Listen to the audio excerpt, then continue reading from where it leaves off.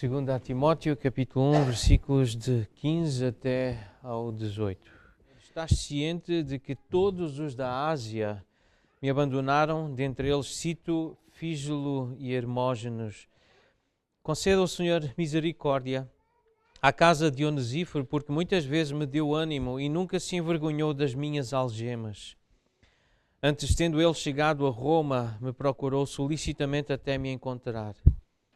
O Senhor lhe conceda naquele dia achar misericórdia da parte do Senhor, e tu sabes melhor do que eu quantos serviços me prestou ele em Éfeso.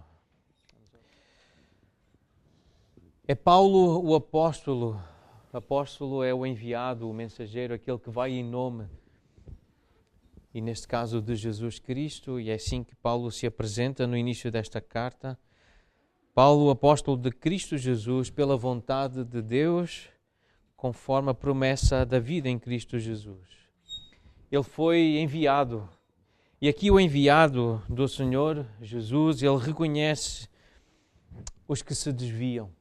Houve alguns que se desviaram, esse é o termo que Paulo escolhe usar aqui para falar. Ele usa a expressão abandono, nesta versão que nós lemos, mas pode ser traduzida dessa forma: alguns que se desviaram, que se afastaram de mim. Então o enviado do Senhor, ele reconhece os que se desviam, mas também reconhece e enaltece aqueles que o Senhor envia, e Onesíforo foi um desses que Paulo reconheceu que Deus enviou para a vida dele, e ele quer reconhecer esse homem e homens como esse, ele quer enaltecer, ele quer elogiar, ele quer que o Senhor abençoe esse tipo de pessoas. Essa é a ideia desta passagem que nós estamos agora a considerar. Mas esta ideia do abandono traz-nos uma ideia de sofrimento, porque ninguém gosta de ser abandonado. Ninguém gosta de ficar sozinho. Ninguém gosta desta sensação de saber que há pessoas que se desviam dele, não querem estar perto dele. E foi esta a sensação que o apóstolo Paulo experimentou. Ele sentiu isso. Pessoas que se desviaram dele, não quiseram estar perto dele, não quiseram ir ao encontro dele, e se sabiam que ele estava em algum lugar, elas desviavam-se e iam noutra direção. E esta é a ideia que Paulo transmite aqui. Ele diz a Timóteo: tu sabes que algumas pessoas, e na verdade todas as dessa região que estão aqui, ele estava em Roma, e essa ideia de haver pessoas daquela região da Ásia, Éfeso, onde estava Timóteo, que pertence a essa região, essas pessoas abandonaram, elas desviaram-se de mim, e eu quero citar duas pessoas, nós já vamos falar um pouco sobre essas pessoas, mas explorar esta ideia de que ninguém gosta de ficar sozinho, porque o próprio Deus disse que não é bom que o homem esteja sozinho. Logo no início da revelação de Deus, em Gênesis capítulo 2, versículo 18, depois de ter criado o homem e ter criado tudo para o homem desfrutar, uma criação perfeita, bela, Deus disse: não é bom que o homem esteja só. E nós sabemos que não é bom. Nem o homem, nem a mulher, nem as crianças, nem os idosos, ninguém gosta de estar sozinho. Não é bom estar sozinho. A solidão nunca está sozinha, ela está sempre de mãos dadas com a tristeza. Nós já lembramos disso. Há um tempo atrás, quando estudamos Romanos capítulo 1, versículo 12, nós lembramos desta ideia. A solidão nunca está sozinha, ela está sempre de mãos dadas, está sempre acompanhada pela tristeza. Contudo, nós sabemos que é preciso ter muito cuidado para escolher as companhias, e parece-nos, ao ler esta passagem, que Paulo está aqui a querer exortar o seu filho na fé, a deixar algumas últimas ideias, algumas últimas palavras para Timóteo, mas a dizer: cuidado com as companhias que tu vais escolher. Porque há pessoas que te acompanham só por algum tempo. Vai haver pessoas que também se vão desviar de ti, também te vão abandonar. Se tu fizeres más decisões, más escolhas em relação àqueles com quem tu queres andar, que tu queres investir, Paulo está aqui a preparar Timóteo. Cuidado com as pessoas que tu escolhes andar. Paulo reconhece que algumas pessoas se desviaram dele ele fez algumas decisões que lhe trouxeram dissabores e tristezas. Ele não queria que o seu filho sofresse. Então há muitas recomendações nesta carta, bem pessoal, bem próxima, mas há aqui esta ideia de ter cuidado com as pessoas que nós escolhemos para andar. Provérbios 22, versículos 24 e 25 diz: não te associes com o iracundo, nem andes com o homem colérico, para que não aprendas as suas veredas e assim enlaces a tua alma. No Novo Testamento também temos uma ideia semelhante, uma advertência que Paulo deixa à igreja em Corinto, capítulo 15, versículo 33, não vos enganeis, as más conversações corrompem os bons costumes. Conversar muito, estar muito perto, andar com pessoas que são desanimadas, que são medrosas, pessoas que murmuram constantemente, pessoas que se iram facilmente, que andam sempre irritadas. Isso pode nos influenciar. Nós podemos aprender a ser como essas pessoas. Nós podemos receber esse testemunho, esse exemplo de pessoas que têm essa tendência para o desânimo, para o medo, para a murmuração, para a irritação, pessoas que podem fugir na hora em que nós mais precisamos delas. Precisamos da companhia delas, do abraço delas, precisamos de palavras de encorajamento. Então nós precisamos ter cuidado com as pessoas que nós escolhemos para andar junto, para andar perto. Saber que nós seremos tentados ao desânimo, nós seremos naturalmente, por causa da vida aqui na terra, das tribulações, nós seremos tentados a ficar com medo, a murmurar, a ficarmos irritados, furiosos com as coisas difíceis da vida. Isso já naturalmente nós temos tendência pecaminosa dentro de nós para nos fazer pecar dessa forma e abandonar outros e desistir da vida de outros que precisam de nós. Mas essas pessoas, elas são reconhecidas, elas são notadas, mas elas não são enaltecidas, elas não são elogiadas.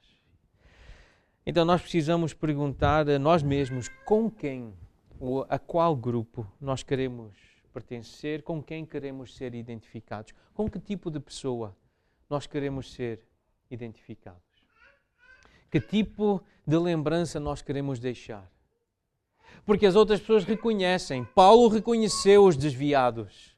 Ele, até pelo nome, ele fez questão de dizer, há pessoas que se desviaram, há pessoas que se afastaram, há pessoas que abandonaram.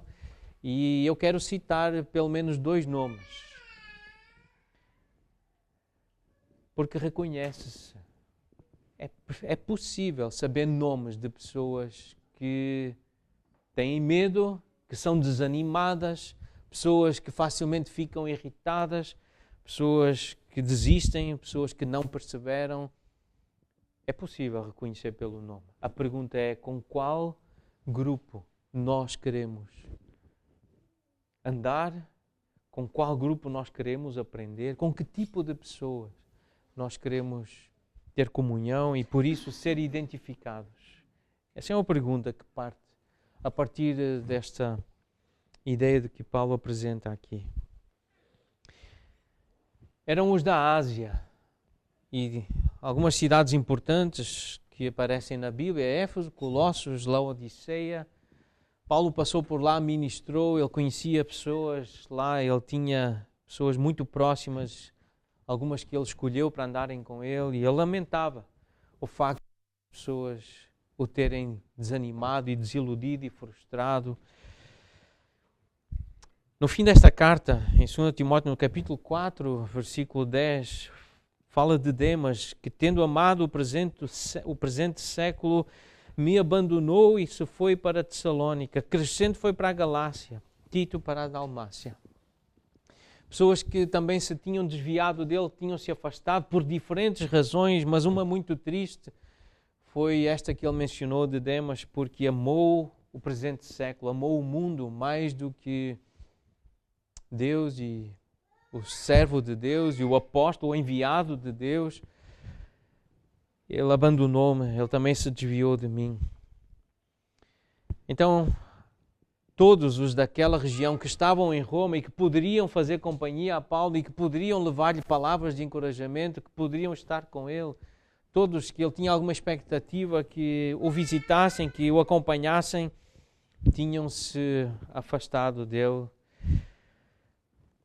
E dentre esse grupo ele diz, eu quero citar 2 nomes, Fígelo e Hermógenes. Eles não são citados em nenhum outro lugar da Escritura, nós não sabemos muito acerca deles, nós podemos depreender algumas coisas. Paulo se os cita porque eram pessoas que Timóteo conhecia, e só assim faz sentido que se mencione o nome numa carta assim pessoal, e porque provavelmente havia alguma expectativa em relação a estes homens, que eles fossem líderes, que houvesse alguma promessa que fosse feita acerca deles, que fossem líderes promissores, alguma expectativa, algo que eles tenham dado a entender que fariam, e por isso a expectativa de que eles não se desviassem do caminho, que não abandonassem o apóstolo.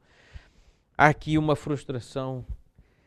Os que se afastaram seriam então provenientes dessa região, e Paulo esperava uma atitude diferente e melhor dessas pessoas. Pessoas a quem ele ministrou, pessoas a quem ele cedeu, ele deu o seu tempo, a sua atenção, deu o seu conhecimento, aquilo que ele aprendeu do Senhor, que recebeu do Senhor. Ele chorou com muita gente, ele diz que visitou nas casas, ele suportou aflições por causa de muita gente e ele esperava mais dessas pessoas.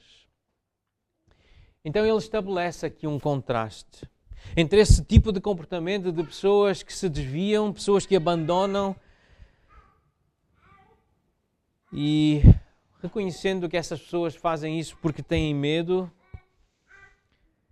talvez das autoridades gentias, ímpias, que não conhecem o Senhor, e os romanos eram assim. Eles prendiam, eles matavam, eles maltratavam os cristãos. Então, certamente, pessoas motivadas pelo medo do prisioneiro, de Paulo, aquele que estava em cadeias, por causa de Cristo, por causa do Evangelho, por causa de Deus. Então, pessoas motivadas pelo medo afastam-se, mas havia alguém bem diferente. E o contraste está nos versículos anteriores de alguém que não tinha um espírito de covardia. Em 2 Timóteo capítulo 1, versículo 7, Paulo diz, Deus não nos tem dado a nós crentes um espírito de covardia, mas de poder, de amor e de moderação. Não te envergonhes, portanto, do testemunho do nosso Senhor, nem do seu encarcerado, que sou eu. Pelo contrário, participa comigo dos sofrimentos a favor do Evangelho, segundo o poder de Deus. Algumas pessoas tiveram o padrão das sãs palavras, outros não, mas há um contraste que é feito aqui, e o contraste é com Onesíforo e esses da Ásia, especialmente Hermógenes e Fígelo. A atitude de Onesíforo foi de alguém que tinha um espírito de coragem, de fé, de equilíbrio, de moderação, de bondade, de gentileza, de querer estar perto de alguém para transmitir amor. Onesíforo tem um nome que na nossa língua não soa muito bem, mas é um nome muito bonito na língua grega. O significado deste nome significa alguém que traz proveito, que traz lucro ao seu portador. Está muito associado a Onésimo, e que é útil, significa útil. Alguém que é portador de Deus. Por onde ele vai, ele faz o bem. Esse é o significado do nome Onesíforo.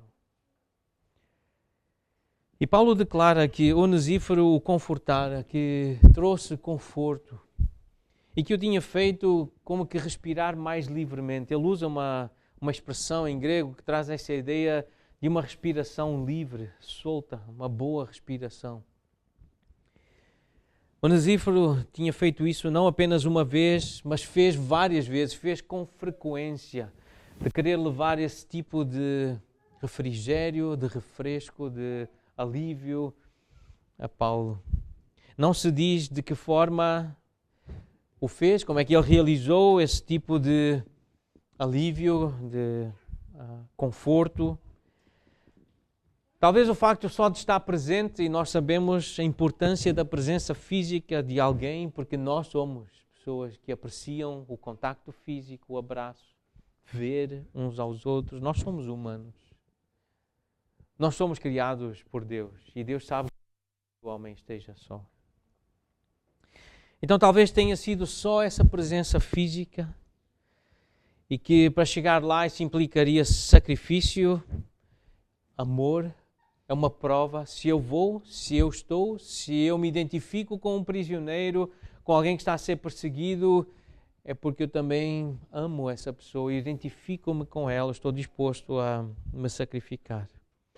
Talvez por levar notícias, boas notícias do ministério, de igrejas que Paulo amava, alentando-o com base nas promessas de Deus, lendo-lhe ou trazendo-lhe à memória promessas do Senhor, ou levando comida, levando alguma bebida, levando algum livro, alguma literatura. Nós não sabemos exatamente como, quais serviços Onesíforo prestou a Paulo. Mas algumas das coisas que nós apreciamos, Paulo também apreciava, porque ele era como nós, ser humano, e aquelas coisas que nós valorizamos e que a Bíblia destaca como sendo aquelas que nos dão ânimo, que nos dão Onesíforo terá feito algumas delas por Paulo. Assim é possível lembrar dos serviços que, em risco da própria vida, outras pessoas fizeram. Nós sabemos que Jonatas fez por Davi, alguns dos seus valentes fizeram por ele para o honrar, para mostrar que gostavam, que amavam o rei Davi, e na altura ainda não reconhecido por todos como rei, quando estava a ser perseguido por Saul. Mas as coisas que fizeram, ele sentiu sede. Lembram de dois valentes que foram e entraram no arraial dos filisteus, correram sério risco de serem mortos para trazer água daquele poço, aquela água que Davi ansiou beber. Esse tipo de risco que alguém corre para trazer uma bebida refrescante, um refresco, um refrigério. E mesmo Paulo, nós sabemos, um homem corajoso, intrépido, audaz, um homem que era um líder muito seguro, mas ele também teve momentos em que ele precisava de ânimo, de alento, precisava de encorajamento. Ele sentiu essa necessidade, ele sentiu falta.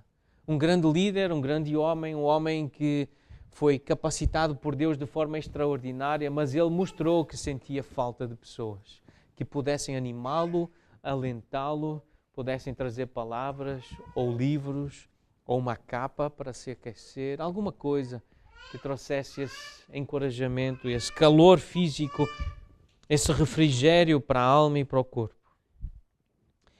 Onesíforo não se envergonhou das algemas de Paulo. E ele, por isso, diz a Timóteo, também não tem vergonha das minhas algemas. Onesíforo não teve vergonha do facto de Paulo estar preso.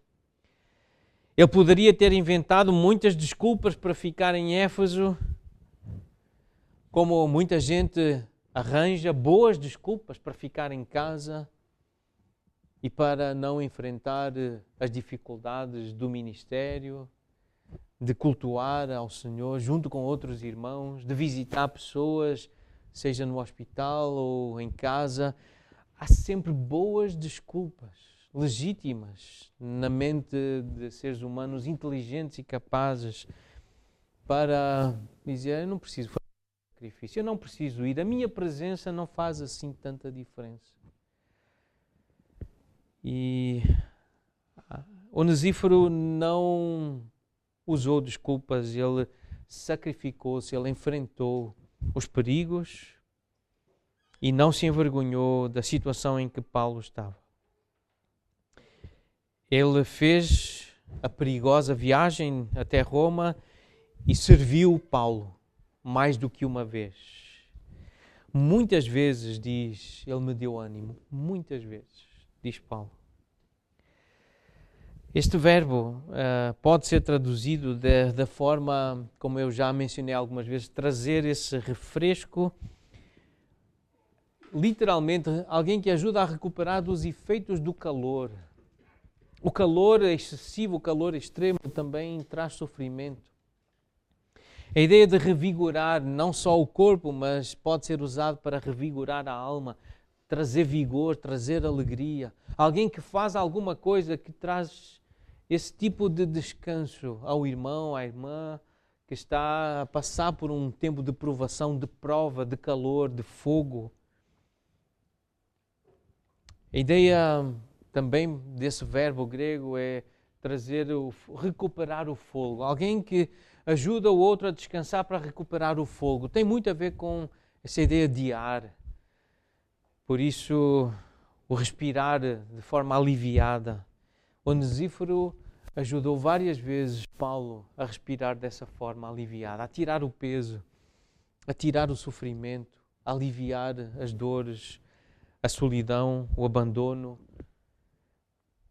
a ser um refrigério para o apóstolo, o enviado de Deus. Como é bom e como nós ficamos gratos a Deus pelos cristãos que são uma lufada de ar fresco. Uma outra expressão relacionada com este verbo. Cristãos que passam pela vida e que são uma lufada de ar fresco.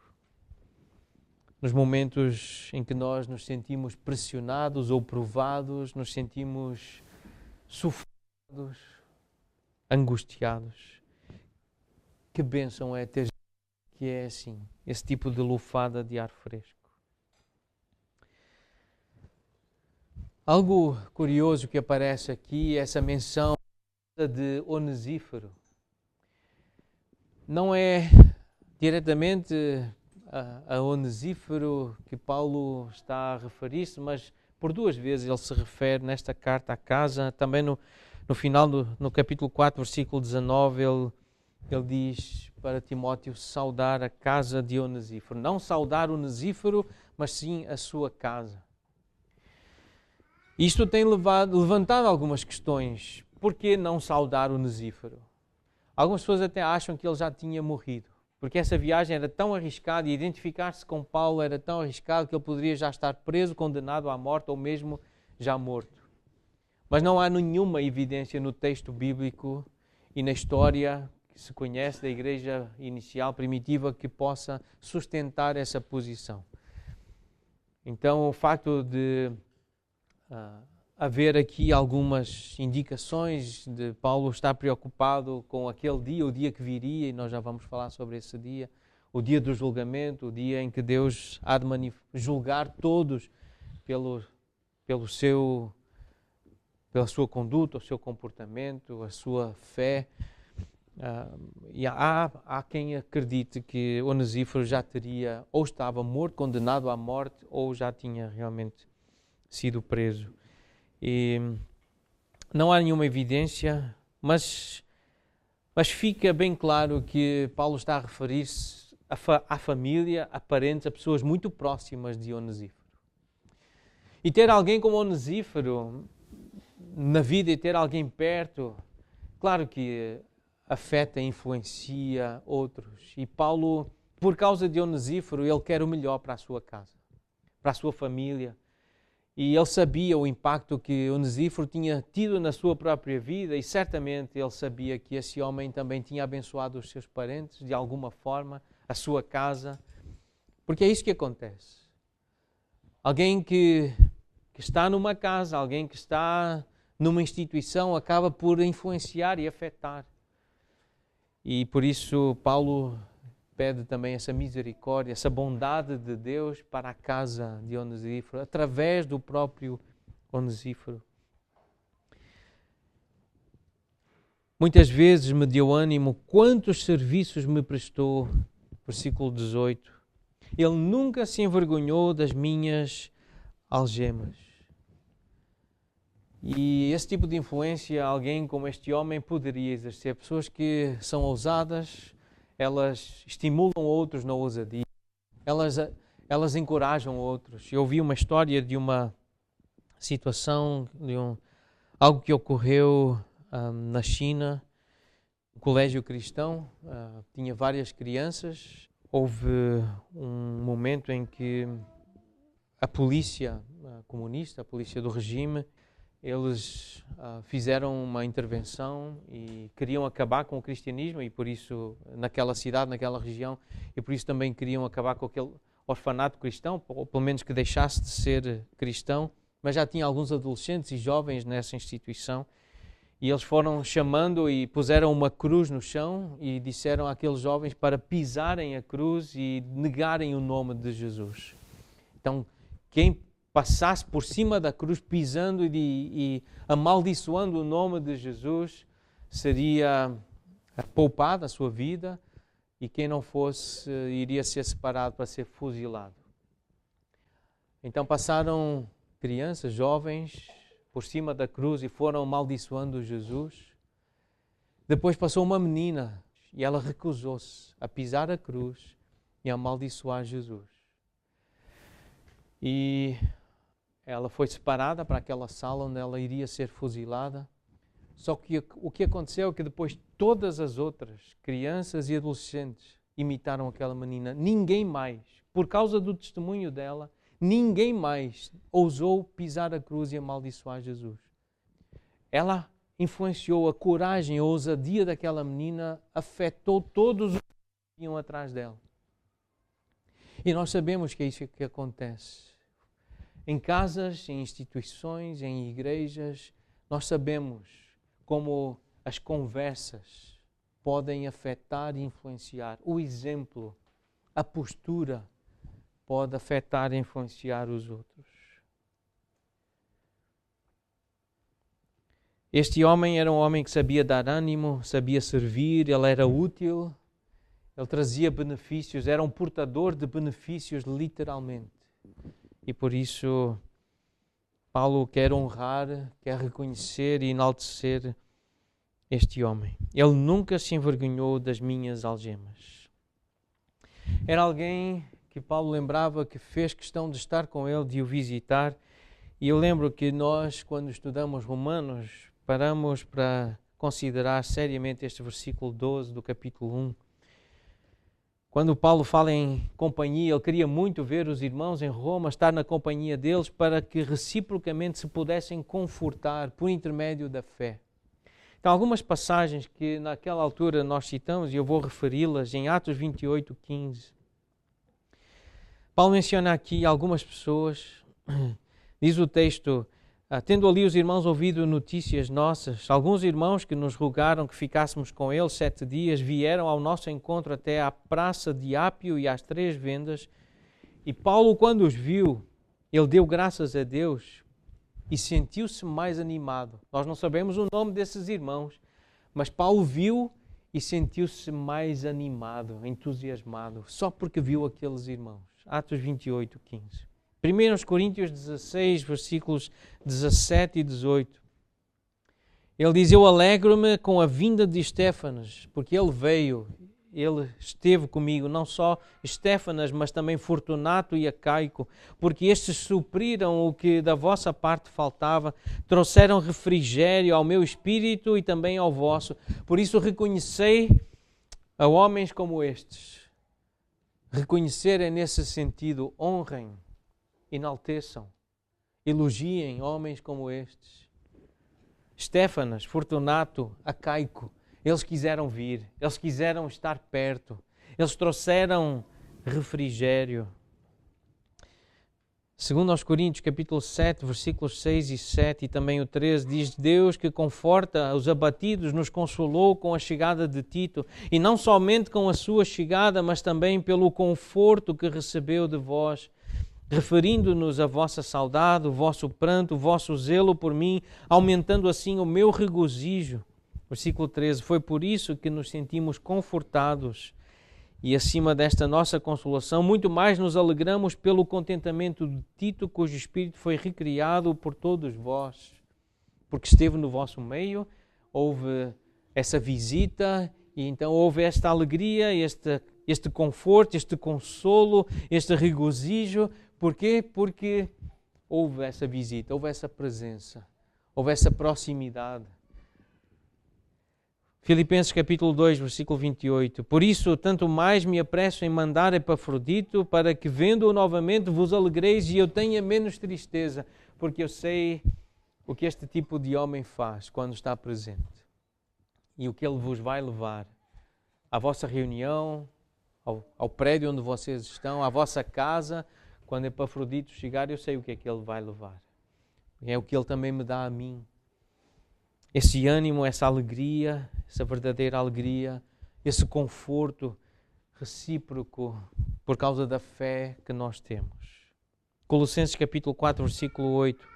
Um outro nome. Eu envio Tíquico, e eu envio-vos, Tíquico, com o expresso propósito de vos dar conhecimento da nossa situação e de alentar o vosso coração. Quando ele chegar, eu quero que ele traga esse alento, esse ânimo ao vosso coração. É por isso que nós consideramos uns aos outros e queremos estar uns com os outros. Hebreus 10 é um mandamento para a igreja, para os crentes. Consideramos-nos uns aos outros para nos estimularmos ao amor e às boas obras. E é por isso que nós nos reunimos, nós nos congregamos, nós estamos perto e queremos fazer visitas e queremos estar com pessoas onde elas estão. Não apenas mandar uma mensagem, não apenas ligar, embora isso seja bom, mas não é suficiente. Não é igual estar, falar, abraçar, levar uma comida, uma bebida, um livro, um abraço, não é a mesma coisa. É por isso que nós não deixamos de congregar, porque Deus quer que nós estejamos juntos, perto uns dos outros, para podermos nos encorajar, admoestar, estimular ao amor, porque esse dia, há um dia que vai chegar, nós já vamos falar sobre esse dia, mas aqui Hebreus menciona esse dia. Mas há uma passagem que eu também gostaria de citar, Eclesiastes capítulo 4, versículos 9 a 12. É bom, é melhor serem dois do que um, diz lá Eclesiastes 4. Se caírem, um levanta o companheiro, ai porém do que estiver só, pois caindo não haverá quem o levante. Também se dois dormirem juntos, se aquentarão, mas um só como se aquentará. Se alguém quiser prevalecer contra um, os dois lhe resistirão. O cordão de 3 dobras não se rebenta com facilidade. Esta é uma imagem bíblica sobre esta ideia da congregação, da reunião, de estar junto, de visitar, de fazer sacrifícios para poder chegar, para poder ir, para poder estar perto, como Onesíforo fez. Muitas vezes me procurou solicitamente para me encontrar e procurou até me encontrar. Esta expressão grega dá a ideia de diligência, alguém que se esforça, faz um esforço e até faz com pressa, tem pressa. E a expressão grega ela dá a ideia de alguém que está quase a correr, ela quer chegar, ela tem um sentido de urgência para chegar perto e faz isso de forma sincera. É uma pessoa que está disposta a fazer sacrifícios e fazer planos e ter despesa e pagar o preço, seja financeiro, seja emocional, mas para levar o serviço, para levar o consolo, para levar a companhia, levar o recurso. E é isso que está a ser enaltecido aqui. Está a ser reconhecido e enaltecido nesta vida de Onesíforo. Em contraste com Fígelo e Hermógenes e os da Ásia que estavam lá naquela região, há contraste. Há pessoas que fazem, há outras pessoas que não fazem. Onesíforo era um dos que fazia. Era e fazia. Ele era um homem assim, disposto a fazer sacrifícios, fazer planos e concretizá-los, pagar o preço. Porque ele era um daqueles que via e que sabia que o dia se aproxima. E por isso o Paulo menciona aquele dia. No versículo 18, que o Senhor lhe conceda naquele dia achar misericórdia. E que dia é esse? Um pouco antes, no versículo 12, Paulo fala daquele dia. Eu estou a sofrer estas coisas, todavia não me envergonho, porque sei em quem tenho crido e estou certo de que Ele é poderoso para guardar o meu depósito até aquele dia, ele menciona de novo esse dia. E que dia é esse? Numa carta em que Paulo fala muito, explica muito à igreja sobre esse dia, Tessalonicenses, 1 Tessalonicenses, no capítulo 2, versículo 19, nós entendemos bem que dia é que ele se está a referir. Quem é a nossa esperança ou alegria ou coroa em quem exultamos na presença do nosso Senhor Jesus em sua vinda? Não sois vós? Nós estamos a falar desse dia porque é sobre isso, o dia de Cristo, em Filipenses 1, capítulo 1, versículos 6 e 10, e depois também no capítulo 2, versículo 16, tem essa menção ao dia de Cristo. É o dia em que Jesus virá, ele virá, e Romanos 2,16 fala no dia em que Deus, por meio de Cristo Jesus, Ele julgará os segredos dos homens de conformidade com o Evangelho que entregou a Paulo. É esse dia, o dia de Cristo, o dia em que o Senhor Jesus vai voltar à terra, Ele vai governar aqui, Ele vai liderar o seu povo, Ele vai pastorear o seu povo aqui na terra, mas Ele vai discernir e julgar os corações, as atitudes, as intenções, os segredos dos homens. Em 2 de Pedro, no capítulo 3, versículo 18, menciona esse dia como o dia eterno, o dia que não terminará, porque Jesus é eterno e o seu dia é eterno e Ele vai voltar e por isso Ele receberá de toda a criação a glória que lhe é devida, o reconhecimento, o enaltecimento, a adoração que lhe é devida. É sobre esse dia que Paulo está a pensar e ele quer que Onesíforo, a casa de Onesíforo, as pessoas que querem ser associadas a Onesíforo, elas recebam essa bondade de Deus. Essa generosidade de Deus, a misericórdia de Deus é uma expressão da sua generosidade. Deus é bom. E Paulo queria que Deus fosse bom com a casa, com toda a família desse homem que lhe fez tanto bem. E da mesma maneira que Paulo precisava de ânimo, de encorajamento, ele quer aqui animar Timóteo com este exemplo de Onesíforo, porque logo a seguir no capítulo 2, o versículo 1, ele diz: Tu, pois, filho meu, fortifica-te na graça que está em Cristo Jesus. Então ele quer que Timóteo seja forte, que seja ousado, corajoso, que ele também esteja disposto a sofrer, a se sacrificar por causa da graça do Senhor, da bondade do Senhor, e que ele se motive com o Evangelho. Da mesma maneira que os cristãos enfrentam dificuldades para permanecer firmes em Cristo em muitas sociedades modernas, hoje há perseguição, hoje há prisão, hoje há menosprezo. Naquela altura havia esse problema na igreja primitiva. Os primeiros crentes estavam expostos às perseguições ou simplesmente a serem ridicularizados, menosprezados por serem cristãos. Era um sofrimento real, concreto, e isso continua a acontecer. Ainda hoje há pessoas que sofrem dessa forma e é preciso coragem, é preciso força, é preciso ousadia para ter ministério com essas pessoas. E por isso, Paulo ora e pede que o Senhor conceda misericórdia. Paulo ensina a orar uns pelos outros, que Deus seja bom contigo, que Deus seja bondoso, que Deus derrama a sua graça, o seu favor sobre a tua vida. Paulo diz, eu quero que o Senhor derrame a sua bondade, a sua misericórdia sobre a vida de Onesíforo, a sua casa, os seus parentes, as pessoas que o amam e que ele ama. E aqui é Paulo, o apóstolo, o enviado do Senhor, que está a reconhecer que há pessoas que se desviam, mas também está a reconhecer que há aqueles que o Senhor envia e Ele quer enaltecer esses. E de que forma nós queremos ser reconhecidos? Com quem queremos ser nós identificados? Os desviados ou aqueles que o Senhor envia? Faça a sua decisão, assuma o seu compromisso. Aprenda com Onesíforo, aprenda com Paulo, tenha cuidado com os Hermógenes e os Fígelos que o querem influenciar. Olhe para Jesus. Siga Jesus.